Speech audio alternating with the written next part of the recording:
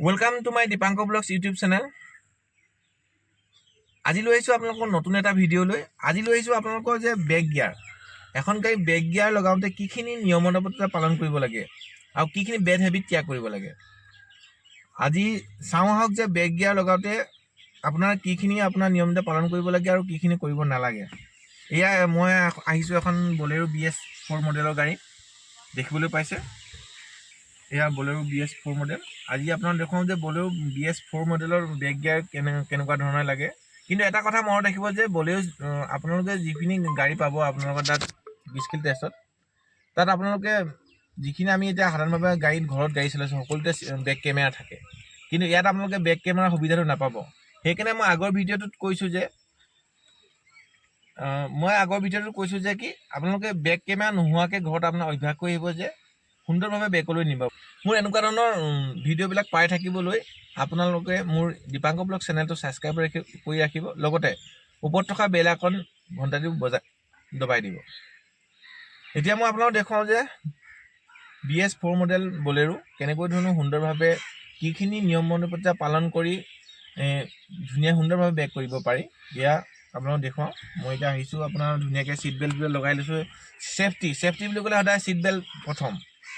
Next, এতিয়া আপোনালোকে যেতিয়া বেক গিয়াৰ লগাব, প্ৰথমতে মনত ৰাখিব যে কি গাড়ীখন উঠাৰ লগে লগে যদি কয় আপোনালোকে বোলে বেক গিয়াৰ লগাই দিয়ে, আপোনালোকে ছাইডৰ গ্লাছ দুখন সুন্দৰভাৱে এখন গ্লাছ আৰু এখন গ্লাছ সুন্দৰভাৱে মিলাই ল'ব, আৰু লগতে এখন মিলাই ল'ব।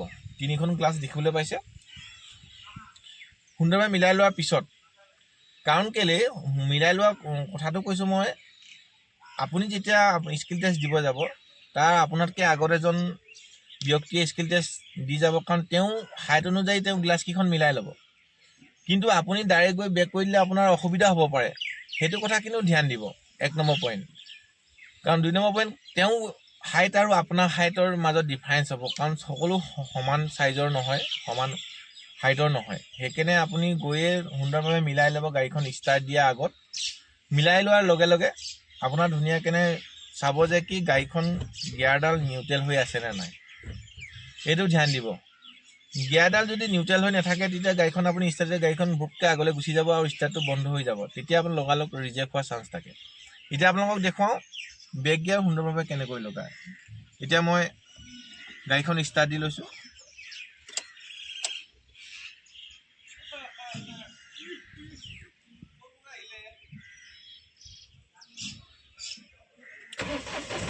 দেখিবলৈ পাইছে গাড়ীখন সুন্দৰভাৱে মই ষ্টাৰ্ট দি লৈছোঁ।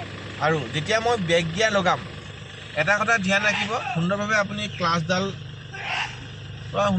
ক্লাছডাল দবাই ল'ব। আৰু লগতে যেতিয়া বেক গিয়াৰ লগাব, আপুনি এই গিয়াৰ লিভাৰডাল একদম নিজৰ গা ফালে টানিব। কাৰণ কেলৈ আপুনি যদি গা ফালে নাটানে, তেতিয়া 4 নম্বৰ গিয়াৰত লগাও চান্স থাকে। কাৰণ কেলৈ সুবিধা এবাৰে দিয়ে, আপোনাক 2বাৰ 3বাৰ নিদিবও পাৰে বাইলাক। সেইকাৰণে সদায় যিকোনো কাম ফাৰ্ষ্ট টাইমতে আপোনালোকে শুদ্ধভাৱে কৰিবলৈ ধ্যান দিব। এয়া সুন্দৰভাৱে মই নিজৰ গাৰ ফালে টানি ধুনীয়াকৈ গিয়াৰ লেভাৰ দবাই দিলোঁ। দবাই দিয়াৰ লগে লগে আপোনাৰ এটা কথা মনত ৰাখিব, যেতিয়া গাড়ীখন ব্ৰেকত লাগিব, কেতিয়াবা কিছুমান ছিগনেল থাকে, কোন শব্দ কিবাকিবি দিবও পাৰে, তেতিয়া মনত ৰাখিব যে মোৰ সুন্দৰভাৱে বেক গিয়াৰ লাগিলে। আৰু বেক গিয়াৰ লগাৰ লগে লগে সুন্দৰভাৱে ক্লাছ পেডেল ধুনীয়া সুন্দৰভাৱে এৰিব, যাতে গাড়ীখন স্মুথলি যাব। এতিয়া দেখিব পাইছে মই গাড়ীখন মোৰ এয়া দেখিছে, এয়া সুন্দৰভাৱে গৈছে। এয়া